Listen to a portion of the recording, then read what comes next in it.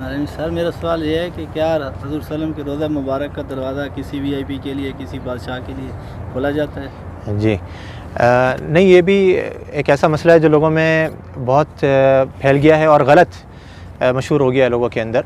लोग ये समझते हैं कि फ़लाँ बादशाह वग़ैरह आते हैं और वो नबी सल्लल्लाहु अलैहि वसल्लम की क़ब्र की ज़ियारत के लिए जाते हैं। आपको अमूमी तौर पे मैं ख़ुलासा बताऊं कि यहाँ के बादशाह भी नबी सल्लल्लाहु अलैहि वसल्लम की क़ब्र की ज़ियारत नहीं कर सकते हैं। क़ब्र की यानी कि क़ब्र तक नहीं जा सकते हैं। सही, हम भी जो जाते हैं, आपने देखा होगा हम कहाँ तक जा सकते हैं? जो जाली लगी हुई है, जाली ये किसने लगाई है? जाली ये सऊदी हुकूमत ने लगाई है, यानी कि पुराने ज़माने में जाली नहीं लगी होती थी। इसके पीछे, जाली के पीछे क्या है? बहुत से लोग ये समझते हैं, वो झाँक करके देख रहा होता है कि हमें क़ब्र नज़र आ जाए किसी तरीके से। क़ब्र नामुमकिन है कि नज़र आ जाए, क्योंकि जाली के पीछे 3 दीवारें हैं।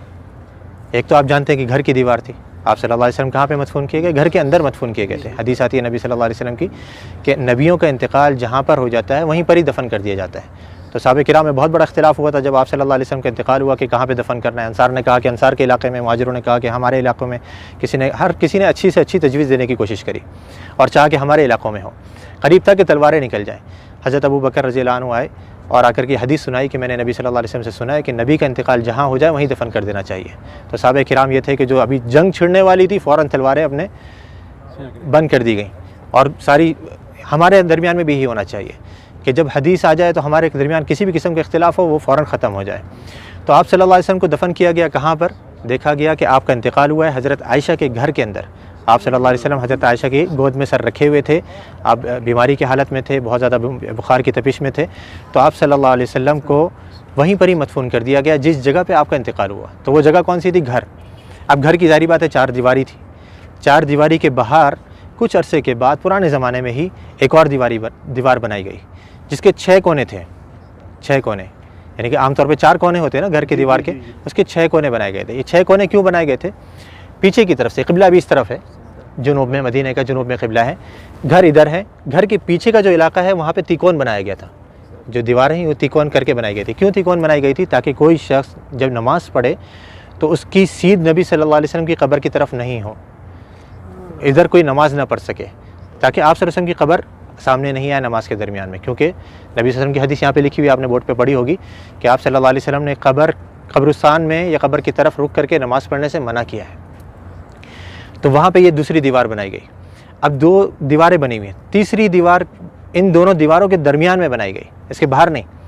2 दीवारें बनी हुई हैं, इनके दरमियान में ये तीसरी दीवार बनाई गई। तो इस दीवार के ऊपर ये गुंबद खड़ा हुआ है। इस दीवार या इसके साथ में कुछ छोटे मोटे सुतून से हैं, उनके ऊपर ये गुंबद खड़ा हुआ है। यानी जिससे मैंने अभी थोड़ी देर पहले जिक्र करा था कि जो अंदर घर की दीवार है वो तो कच्ची है, उसके ऊपर गुंबद नहीं बनाया जा सकता है। तो घर के बाहर की दीवार पर ये गुंबद खड़ा किया गया। तो अब ये 3 दीवारें हैं। ये 3 दीवारों के अंदर जो पहली दीवार थी, सबसे घर की जो दीवार थी, इसके अंदर पहले ज़माने में एक खिड़की थी, एक दरवाज़ा था और ऊपर एक रोशनदान था। रोशनदान वहाँ से हवा है। खिड़की और दरवाज़ा जो पुराने ज़माने में बंद कर दिया गया था, रह गया था रोशनदान। वो भी कुछ अरसे के बाद इस डर से कहीं कोई परिंदा अंदर गिर करके मर ना जाए और उसकी बिसान बदबू वगैरह अंदर फैले, वो भी बंद कर दिया गया बिल्कुल। तो अब कोई अंदर जाने की जगह बाकी रही? ना दरवाज़ा है, ना रोशनदान है, ना खिड़की है। तो बादशाह भी नहीं जा सकते। हाँ, अगर कोई जिन को अल्लाह ने सलाहियत दी हो कि वो दीवार पार करके अंदर चले जाए तो मुमकिन है, लेकिन इंसान नहीं जा सकते। तो अब वो जो लोगों को गलतफहमी होती है वो यूँ होती है, लोग ये समझते हैं कि देखो हमारे सामने दरवाज़ा खोला गया और वो बादशाह साहब या फ़लाँ वज़ीर आज़म जो अंदर जा रहे हैं, वो जाली का दरवाज़ा खोला गया, वो दीवारों का दरवाज़ा नहीं। वो दीवारों का दरवाज़ा तो पैक है बिल्कुल, उसको यहाँ के बादशाह भी अंदर नहीं जा सकते। तो वो जाली जो अभी सऊदी हुकूमत ने लगाई है वो इसलिए लगाई है कि पहले ज़माने में लोगों ने घर की दीवार से बरकत लेनी शुरू कर दी थी, उसको चूमा चाटी या उसे मसा करना, उसको छूना। तो ये गलत काम है। जैसे मैंने अभी जिक्र करा कि नबी सल्लल्लाहु अलैहि वसल्लम ने आसार के ततब्बु से मना किया है। नबी सल्लल्लाहु अलैहि वसल्लम के बताई हुई शरीयत के मुताबिक हमने अमल करना है। आपने कैसे सलाम करना है नबी सल्लल्लाहु अलैहि वसल्लम के ऊपर, आप वो सलाम करेंगे आपको अजर मिलेगा, सवाब मिलेगा। आपने जो सलामती की दुआ करनी है हज़रत अबू बकर सिद्दीक़ के लिए, उमर फ़ारूक के लिए, उस पर अजर मिलेगा। सुन्नत के कामों पर आपको अजर मिलेगा। लेकिन दीवारों की चुमा चाटी करना, या जैसे बहुत से लोगों को देखा जाता है मस्जिद नबवी के दरो दीवार को अभी भी वो अपने रुमाल उतार करके उस पर फेर रहे होते हैं कि उसके अंदर बरकत मुंतकिल हो जाए, या कोई अहराम का कपड़ा लाया हुआ होता है, या कोई टोपी उतार करके उस पर फेर रहा होता है। ये सब गलत काम है। तो ये पुराने ज़माने में जब शुरू हुए तो उस ज़माने के जो उलमाए किराम थे, लोग कहते हैं ना ये वहाबी, तुम तो इस ज़माने की पैदावार हो, हमें बेचारे हम वहाबी कहते हैं, हम तो अपने आप को वहाबी नहीं कहते। तो ये जो वहाबियों के अक़ीदे हैं ना, जो उनकी नज़र में वो पुराने ज़माने से चले आ रहे हैं। तो उस ज़माने के अंदर ये दूसरी दीवार बनाई गई, घर के दीवार बाहर एक और दीवार बनाई गई ताकि लोग घर की दीवार तक नहीं पहुंच सकें। अब वो कुछ अरसे तक नई नई दीवार थी, लोगों को मालूम रहा कि भाई ये तो नई दीवार है, कुछ नहीं करना यहाँ पे, लेकिन आहिस्ता आहिस्ता फिर नई नस्लें आती रहीं, वो समझे कि ये भी घर की दीवार है, फिर उलमा ने एक और दीवार बनवा दी।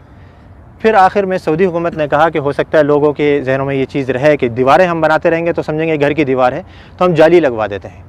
उन्होंने जाली लगवाई, लेकिन लोगों ने फिर भी नहीं छोड़ा, वो जाली को भी चुमा चाटी के लिए फिर आखिरकार मजबूरन सऊदी हुकूमत को वहाँ पे पुलिस वालों को खड़ा करना पड़ा या हया वालों को खड़ा करना पड़ा, ताकि वो लोगों को समझाएं और आराम से बताएं कि भाई ये चीज़ गलत है।